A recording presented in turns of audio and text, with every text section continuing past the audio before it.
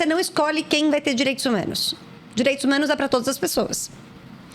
Então, você vai trabalhar com organizações da sociedade civil que estão lá na ponta, na base, promovendo direitos humanos, lutando por isso. E você vai ajudar as empresas, que muitas vezes têm um capital superior ao PIB de muitos países. E essas empresas impactam milhões, ou pelo menos centenas de milhares de pessoas. Então, se a gente pode ajudá-las a respeitar direitos humanos, o meu trabalho está nisso, de auxiliá-las a identificar que riscos elas criam aos direitos humanos e como aprimorar as práticas delas a direitos humanos.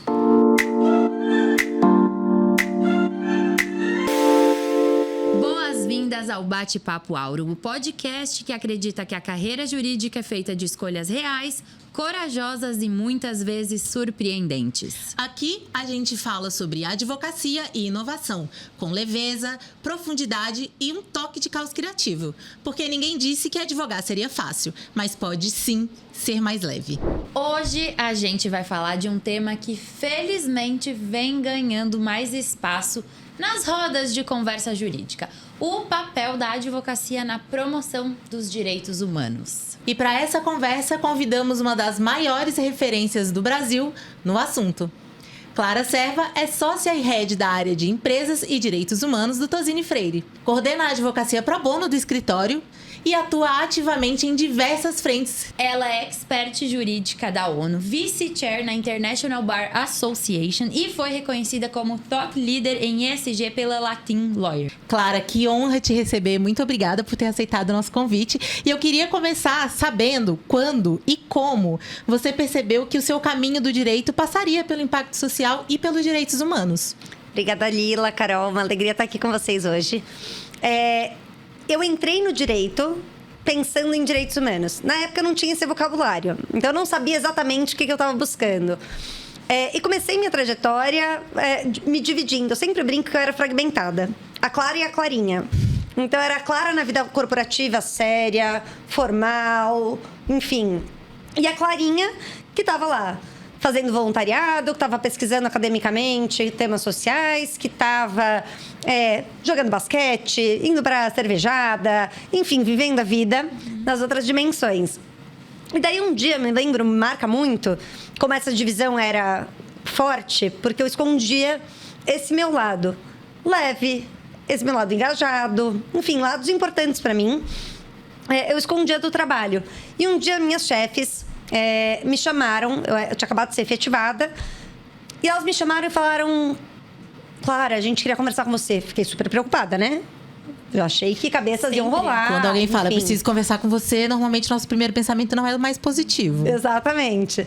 E daí elas falaram: a gente queria te dizer que a gente vê que você trabalha muito, que você se dedica muito, que você faz monitoria, dá aula extra, coordena revista, blá, blá, blá, blá. Sempre fui meio 220, né?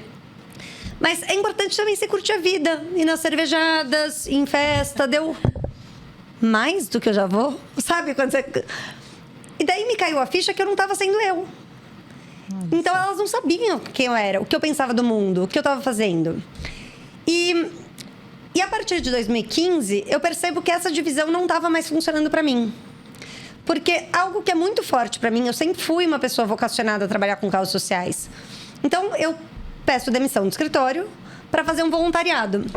E as minhas chefes falam: Clara, tem gente que pede licença não remunerada para ir fazer LLE em outro país, etc.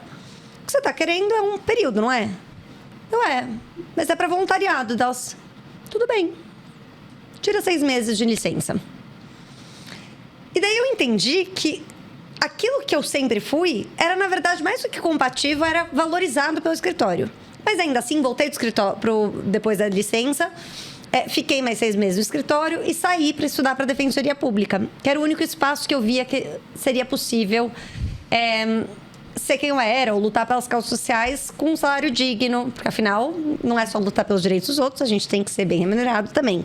Com certeza. E em 2017, elas me chamam para voltar para o escritório.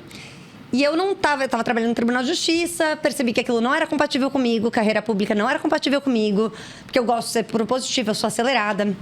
E daí, em 2017, elas me chamam para voltar, meio período, para eu poder estudar para a Defensoria e trabalhar no escritório ao mesmo tempo. E eu percebo que meio período não é para mim, então eu proponho criar o pro bono do escritório, fazendo o outro meio período como advocacia pro bono. Que legal. E elas, tá bom, volta. Então eu voltei para criar o pro bono e a partir disso um mundo se abriu.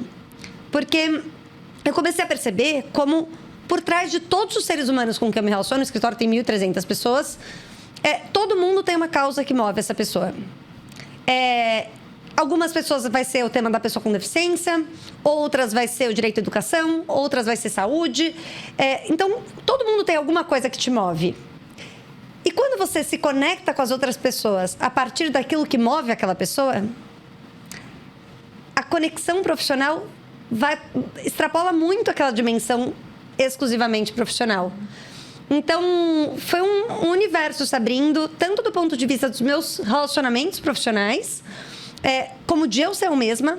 Hoje em dia, fico à vontade para usar gíria, para ser quem eu sou, para não ter que caber nessa caixa do advogado quadrado, sabe?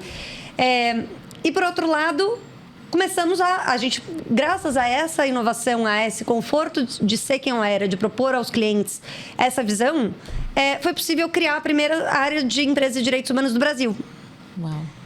Num grande escritório, uma área exclusivamente dedicada a isso. Então, foi um mundo que não só me realizou pessoalmente, como abriu novas fronteiras para uma área rentável num grande escritório de advocacia para grandes empresas no Brasil inteiro.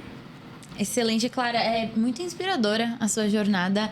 E eu até ia perguntar como é que foi essa transição, mas eu vou adaptar um pouquinho essa pergunta e vou perguntar, porque a gente quer saber os bastidores, como foi o sentimento, como foram os seus sentimentos, o que você sentiu nessa jornada? Teve medo, ousadia, coragem, enfim, teve muita coisa, né? Como que você se sentiu? Como é que você se sente olhando para trás também? Olha, Carol, teve de um tudo. Primeiro que eu sou mulher e, infelizmente, nós mulheres temos com frequência síndrome da impostora, né? Então, tive muitos momentos.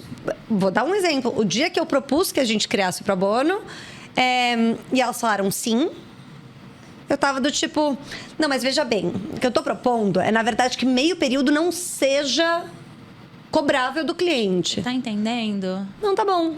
Não, mas calma aí. Deixa eu explicar de novo. Porque era tão absurdo na minha cabeça que aquilo tivesse fazendo sentido para outras pessoas, para além do meu cérebro, e que elas estivessem pensando que aquilo fazia sentido e fazia sentido confiar em mim para fazer aquilo. Então, tanto é que meu primeiro ano coordenando o Pro Bono, eu brinco que eu fui uma pistoleira dos novos conhecimentos. Então, eu ia em diversas palestras todos os dias, assim, toda semana eu ia em pelo menos 3, 4 palestras para escutar movimento negro, LGBT, pessoa com deficiência, direito à saúde, direito à educação, tudo. Fui fazer curso de mediação de conflitos, fui entender o mundo a partir dessa ótica, porque o que eu percebia eu tinha uma coisa muito preciosa, que era a possibilidade de engajar 1.300 pessoas em prol das causas, e eu nunca tinha imaginado que isso era possível, então eu não tinha me preparado. Tinha toda uma qualificação profissional anterior, mas conhecia bem o escritório, porque já tinha trabalhado lá há bastante tempo. Então, com certeza, inseguranças existiram muitas. Mas uma das coisas mais bonitas, assim, primeiro, o encantamento, sabe? Poder trabalhar com aquilo que você ama e poder proporcionar... Eu tive na semana passada um mutirão para atender pessoas em situação de rua. Em parceria com a Accenture, que é uma grande consultoria. E a Accenture, uma pessoa do jurídico, olha para mim e fala, emocionada: Clara, eu nunca imaginei que era possível não se esconder dentro da nosso engajamento e, por meio de uma ação que só vai me gastar uma tarde, mudar toda a minha visão sobre pessoas que eu sempre passei reto quando eu estava caminhando. Uhum. E pessoas em situação de rua não é um milésimo do trabalho que eu faço. A maior parte do trabalho que eu faço é com grandes empresas, com pessoas com deficiência, enfim, são outros temas. Mas, ainda assim, tem um efeito transformador que me reenergiza todos os dias, assim. Então, eu diria que toda vez que vem a minha insegurança, toda vez que vem meu medo, toda vez que vem... Enfim, qualquer sentimento que não seja positivo... Poucos minutos depois, algo lindo acontece, como essa situação, em que a gente vê que eu posso não fazer nem sempre tudo vai ser perfeito, porque nenhum de nós, né, ninguém é perfeito. Mas eu sei que tem uma potência grande e transformadora, não é no trabalho que eu faço, é na possibilidade de as pessoas fazerem, de você viabilizar que todo mundo possa se conectar. Posso dar mais um exemplo? Por favor. Eu trabalho muito com o tema de pessoas trans. Pessoas trans são aquelas que nasceram, a mãe falou, tô grávida de uma menina, e ao longo da vida essa pessoa entendeu que era um menino. Então é uma pessoa que não se reconhece no gênero que deram para ela no nascimento. E esse é um tema complexo na sociedade brasileira, no mundo também. E 3 pessoas ao longo da minha trajetória entenderam que seus parentes próximos eram pessoas trans porque a gente trabalha com esse assunto. Então, um sócio meu que entendeu que tem um filho, não uma filha, uma copeira. Porque eu não falo só sobre o trabalho que a gente faz para os sócios, para os advogados. Eu falo para o escritório como um todo. Então, uma copeira uma vez chega para mim, eu estava numa sala de reunião, tinha terminado uma reunião, estava só terminando de tomar um café. Ela olha para mim, você é moça do Pro Bono? Sou. Ela falou, então, queria te dizer que meu filho sempre me disse que era menino. Mas eu falava, não é porque você gosta de menina que você não é menina. E depois de ouvir você falar, eu entendi que eu estava fazendo ele sofrer. E da mesma forma, um outro advogado que entendeu que tinha uma irmã e não um irmão. Então, quando a gente faz um trabalho que é genuíno, que engaja as pessoas, que escuta as pessoas, às vezes você não sabe que naquele momento você está transformando algo. Mas essa pessoa vai multiplicar esse conhecimento, vai multiplicar essa sensibilidade. E, no fim, é tudo sobre tratar as pessoas com respeito, né? É muito simples. Não precisa carregar a bandeira LGBT na rua. Desde que você respeite todas as pessoas, já é a maior parte do caminho andado, né? Então, com certeza. É muito, muito gratificante. E você escolheu um caminho que não é óbvio, né? Não é... Normalmente, quando a gente fala de se formar em advocacia, escolher carreira, principalmente quando a gente fala em carreira de escritório, não é muito por esse caminho que a mentalidade geral vai, né? E eu queria entender um pouco mais, assim, você teve resistências nesse caminho? Como é que foi para você implementar essa área de pro bono dentro do escritório? Quando é que o S virou esse protagonista tão forte na sua carreira, assim? Ótima pergunta. Sem dúvida nenhuma tive e provavelmente ainda tenho. Muita gente, quando escuta direitos humanos, acha que eu vou falar sobre um tema politizado, de um espectro específico da política, e não é. Todos os países, de direita ou de esquerda, ou de centro, falam sobre direitos humanos. A diferença é qual é o meio para se chegar aos direitos humanos. É isso que muda historicamente entre um espectro e o outro da política. Mas quando eu falo que eu trabalho com direitos humanos, ainda tem gente que me atribui certos estigmas. E esquece que o que eu faço é assessorar as empresas multinacionais a respeitarem direitos humanos. Não preciso dizer que empresas multinacionais, via de regra, não estão num espectro específico da política, né? Então, sem dúvida, ainda existe algum grau de receio ou coisa do tipo com o meu trabalho. Mas o que eu fui entendendo ao longo do tempo, e principalmente nos meus 2 primeiros anos de trabalho coordenando Pro Bono, né, principalmente, é que se você chamar cada um para um café, aquela pessoa que te via como um ser distante, que estava lutando por coisas com as quais ela não se conectava, aquela pessoa é muito engajada em algum assunto. E eu te dou um exemplo. Tem uma pessoa que eu gosto muito no escritório, e que é uma pessoa que vem de um olhar, de uma trajetória, em que não se reconhece em certas lutas, por exemplo, que sejam para grupos minorizados, etc. Mas conversando com essa pessoa, eu identifiquei, na verdade, ela já sabia, mas eu compreendi que essa pessoa, aos finais de semana, levava filhos, família inteira, para fazer voluntariado, já tinha levado em presídio, já tinha levado, sabe? Enfim, era uma pessoa que lutava por todas essas causas no final de semana. Só não entendia como o trabalho se conectava com aquilo. E quando eu tive um caso pro bono que era para discutir, durante a pandemia, a falta de condições dignas em presídios para pessoas por falta de água, de luz do sol, enfim, essa pessoa mobilizou mundos e fundos para viabilizar o melhor pro bono. Deu mais atenção do que se dava, ou tanta atenção quanto dá para qualquer outro cliente. Organizou a equipe inteira e a gente ganhou o caso no Tribunal de Justiça de São Paulo. Então, eu acho que olhando no olho e escutando, escutativa é o melhor caminho para que a gente possa reduzir esses distanciamentos. Uhum. Mas, infelizmente, não dá para a gente conversar olho no olho com 100% das pessoas.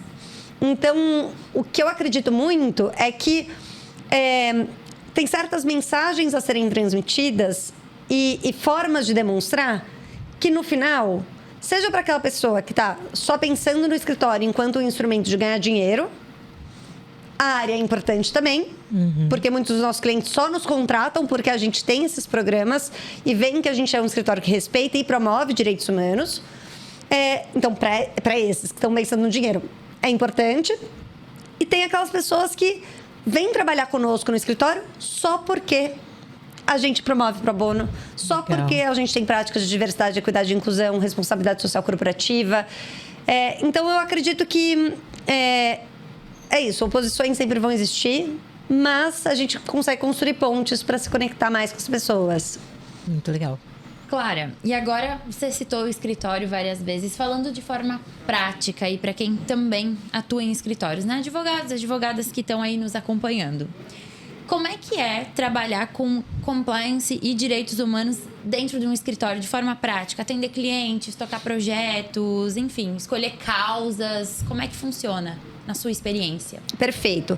Eu acho que, em primeiro lugar, a palavra coerência é uma palavra-chave. Não dá para prestar serviço em direitos humanos para empresas se você, enquanto instituição, não respeita direitos humanos. Então, o primeiro ponto é o olhar interno.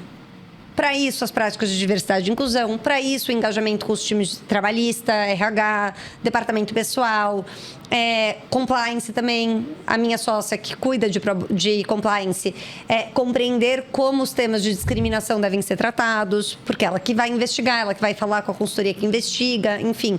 Então, a importância dessas pessoas saberem como não revitimizar, por exemplo. Porque é muito comum, por exemplo, numa situação de racismo, a pessoa olhar e falar: mas foi só uma brincadeirinha. Não é só uma brincadeirinha. Tem certeza que ele queria dizer isso?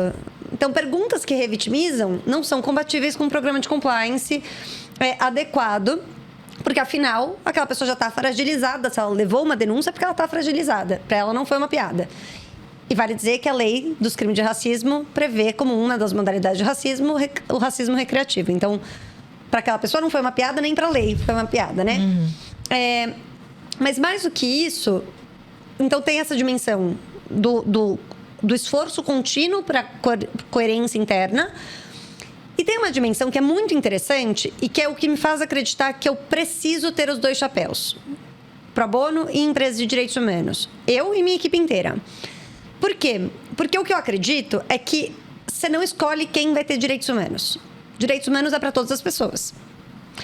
Então, você vai trabalhar com organizações da sociedade civil que estão lá na ponta, na base, promovendo direitos humanos, lutando por isso, lutando pelos direitos de determinados grupos ou certos direitos, enfim.